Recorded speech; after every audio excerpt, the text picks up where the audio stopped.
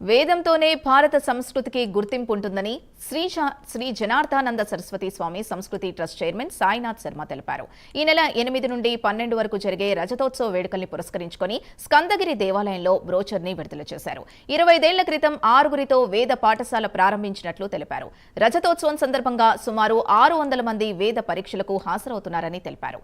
ఇది దేశంలోనే అతిపెద్ద వేద పరీక్ష కార్యక్రమంగా వెల్లడించారు. 5 రోజుల పాటు జరిగే ఈ వేడుకలకు పీఠాధిపతులు, రాష్ట్ర మంత్రులు, కేంద్ర మంత్రులు హాజరవుతారని వివరించారు.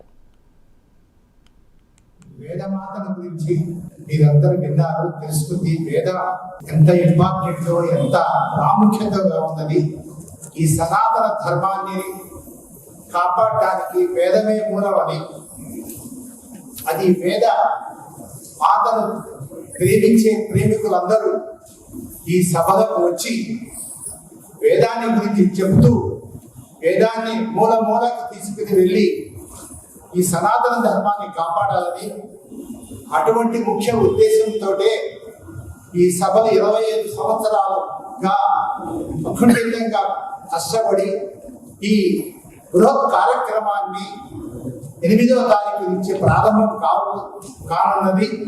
మీరందరూ వచ్చి ఈ సభ యొక్క విశేషాలు, దీని యొక్క విశ్లేషాన్ని, పండితులు చెప్పిన మాటలు, శాస్త్ర పండితులు ముఖ్యంగా వస్తే మీరు వాటిని చూస్తేనే ఆనందిస్తారు.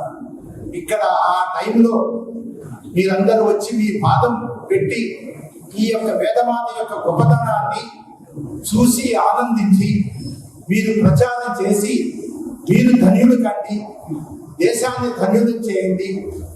చదువులో ఎట్లా దాన్ని వేదంలో ఈ విషయం ఏం చెప్పారని చెప్పడానికి వేద భాష్యం ఉన్నది. ఆ వేద భాష పండితులు కూడా వేదాన్ని గురించి విషయం చెప్పాలంటే వేద భాష్యం కావాలి. ఆ పండితులు కూడా ఈ సమావేశాల్లో మేము సేకరించి ఇక్కడికి వచ్చి వారి సత్కారం చేసి వారు చేసే ఉపదేశాన్ని కూడా ఇక్కడ ఉండే విధానంగా ఇక్కడ సభలో ఏర్పాటు చేశాం. అట్లాగే వేదాన్ని నిర్వచించాలనేటైతే శాస్త్రం కూడా కావాలి, తర్కము, వ్యాకరణం శాస్త్రం కావాలి. ఆ శాస్త్రానికి సంబంధించిన పండితులను కూడా ఇక్కడికి పిలిపించి వాళ్ళకు కూడా సత్కారం చేసి వాళ్ళకు కూడా వాళ్ళ ఉద్దేశం కూడా ఏర్పాటు చేసి, వేదం అంతా కూడా అగ్ని ఉపాసన చెప్పింది.